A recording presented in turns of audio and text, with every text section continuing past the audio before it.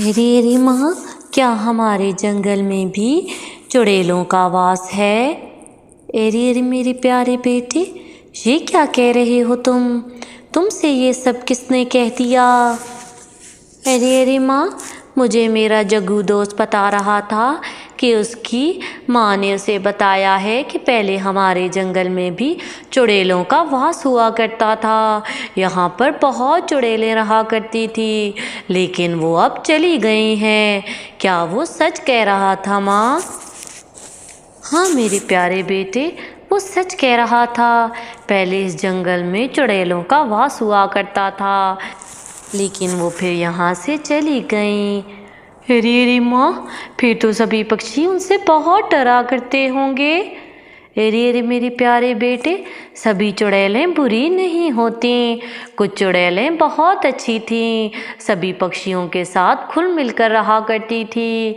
उन्होंने कभी पक्षियों को नुकसान ना पहुँचाया था, सब मिलकर रहा करते थे। अरे अरे माँ, क्या तुम सच कह रही हो? चुड़ैलें भी पक्षियों की दोस्त हो सकती हैं? हाँ हाँ मेरे प्यारे बेटे, जब तक उन्हें कोई तंग ना करे, वो भी किसी को तंग नहीं करती। अब तुम सो जाओ, इन सब चीज़ों के बारे में मत सोचो, सुबह तुम्हें स्कूल भी जाना है। यूं ही रानू तो अपने बेटे को सुला देती है। दोनों माँ बेटा सो चुके थे। अभी कुछ दिन ही गुजरे थे कि एक दिन रात को गौरी कालू से कहती है, अरे अरे कालू जी, जाइए और जाकर लकड़ियाँ ले आइए, घर में जलाने को कुछ नहीं है। मैं तो सर्दी से कपकपा रही हूँ, जल्दी से लकड़ियाँ ले आइए ताकि हम लकड़ियाँ जला सकें। इतनी सर्दी में कौन बाहर जाता है? देखो तो सही, बाहर ओले पड़ रहे हैं। मैं कुछ नहीं जानती, आप जाइए और जाकर लकड़ियाँ ले आइए, मुझे लकड़ियाँ जलानी है, मुझे ठंड लग रही है। यूं ही कालू तो जंगल में लकड़ियाँ लेने चला जाता है। वो अभी जंगल के बीचों बीच पहुंचा ही था कि सामने से उसे एक चुड़ैल नज़र आती है। कालू कौवा तो लकड़ियाँ वहीं फेंक कर घर आ जाता है और कपकपाने लगता है। कालू जी, क्या हो गया है आपको? वो चिड़िया चुड़ैल, वो चुड़ैल थी, वहाँ पर चुड़ैल थी। लकड़ियाँ ना लाने के बहाने हैं सब। तुम्हें लकड़ियाँ नहीं लानी थी तो वैसे ही बता देते, ये बहाने करने की क्या ज़रूरत थी? अब जाओ और जाकर लकड़ियाँ ले आओ।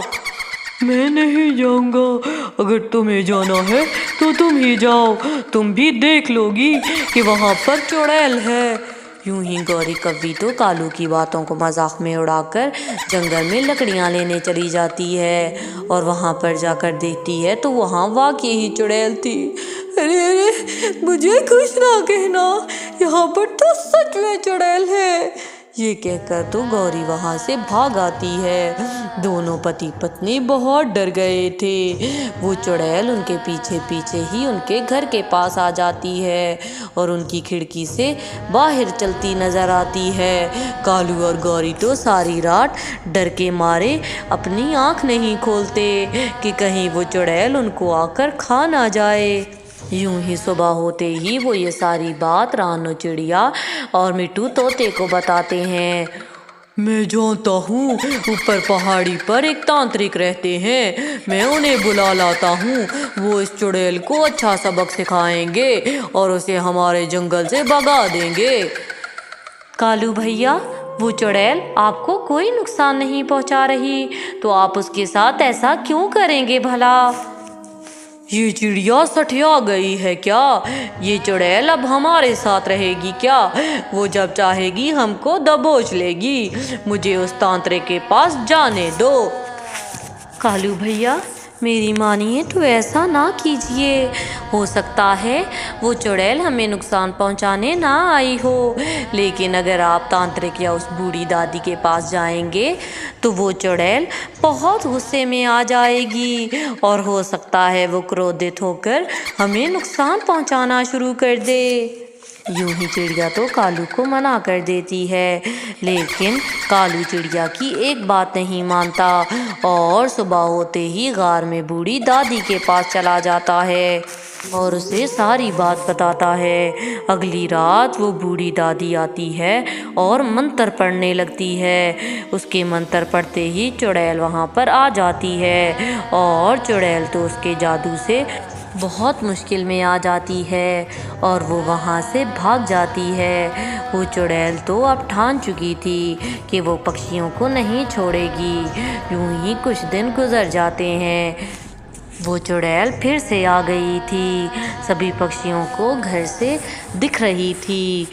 अरे अरे, दरवाज़ा खोलो, मैं तुम्हें बताती हूँ कि असल मज़ा कहते किसको हैं। वो कालू और गौरी का दरवाज़ा पटकती रहती है। कालू और गौरी तो डर गए थे कि अब क्या होगा।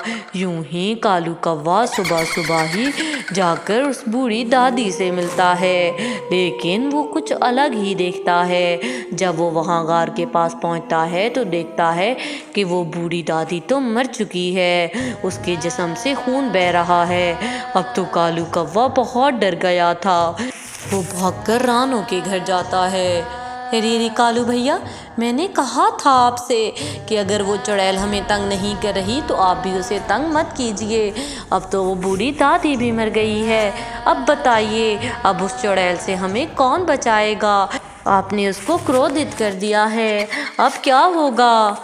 यूं ही कालू तो अपने घर चला जाता है और दरवाज़ा बंद करके बैठ जाता है। कालू जी, मुझे भूख लग रही है। चुप कर जाओ गौरी, मुझे अपनी जान से हाथ नहीं धोना, वो अब मेरी ताक में ही होगी। आगे उसने बूढ़ी दादी को मार दिया है, अब वो हम दोनों को मार देगी। अरे अरे, ऐसे तो हम भूख से मर जाएंगे। अभी वो ये बातें कर ही रहे थे कि फिर से वो चुड़ैल आकर उनका दरवाज़ा बजाने लगती है।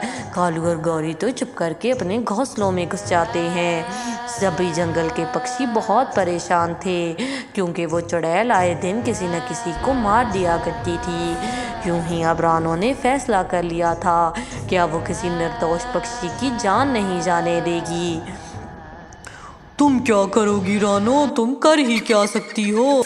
कालू भैया, किसी को तो कुछ करना ही होगा, वरना निर्दोष पक्षी मारे जाएंगे। मैं कल रात नीली घाटी पर जाऊंगी और उस चुड़ैल से बात करूंगी। यूं ही रानो डरते डरते उस नीली घाटी के पास जाती है। चुड़ैल, तुम कहाँ हो? मेरी बात सुनो। तुम्हारे बाप दादा ऐसे तो ना थे, वो तो पक्षियों से बहुत प्यार किया करते थे और पक्षियों के साथ बड़े प्यार से रहा करते थे। तुम ये क्या कर रही हो? क्यों निर्दोष पक्षियों की जान ले रही हो? अभी रानो यही कह रही थी कि ऊपर से वो चुड़ैल आ जाती है। मैं यहाँ पर किसी को मारने नहीं आई थी, जंगल में ठंड हो गई थी, नीली घाटी पर मेरे बच्चे ठंड से कपकपा रहे थे, मुझे उनके लिए रज़ाइयाँ चाहिए थी। मैं पक्षियों से मांगने आई थी कि मेरे पुश्तों से लोग उनके दोस्त हुआ करते थे, लेकिन इन्होंने बूढ़ी दादी को बुलाकर मेरे साथ अच्छा नहीं किया। अरे तुम परेशान मत हो चुड़ैल, उन सबको लगा कि तुम उन्हें मारने आई हो। उन सबको अपनी जान की फिक्र पड़ गई थी, उनकी भी इसमें कोई गलती नहीं है। अगर तुम्हें रज़ाइयाँ चाहिए थी तो तुम आकर हमसे कहती। मेरी बात ही किसी ने नहीं मानी और उस बूढ़ी दादी को कहकर मुझे बहुत नुकसान पहुँचाया। मैं माफ़ी मांगती हूँ उन सब की तरफ से, लेकिन निर्दोष पक्षियों की जान मत लो। यूँ तो हमारे जो मर गए हैं वो भी खुश नहीं होंगे कि हम सब ने ये क्या काम शुरू कर दिया है। उन पक्षियों को माफ़ कर दो, तुम्हें सुबह मैं रज़ाइयाँ ला कर दूँगी। ठीक है, तुम एक अच्छी चिड़िया लगती हो, मैं तुम्हारे लिए उनको माफ़ कर देती हूँ, वरना मैं सब पक्षियों की जान ले लेती। यूं ही चुड़ैल तो राज़ी हो जाती है। रानो सारी बात आकर कालू और गौरी और मिट्ठू को बता देती है। यूं ही अगली रात रानो 3 रजाइयाँ लेकर नीली घाटी के पास जाती है और उस चुड़ैल को दे देती है। चुड़ैल वो रजाइयाँ लेकर वहाँ से चली जाती है और फिर कभी लौट कर नहीं आती। पक्षी खुशी खुशी ज़िंदगी गुजारने लगते हैं। तो प्यारे व्यूवर्स, अगर आपको मेरी ये कहानी पसंद आई हो तो प्लीज़ मेरे चैनल को सब्सक्राइब कर दें और इस वीडियो को लाइक करना ना भूलिएगा।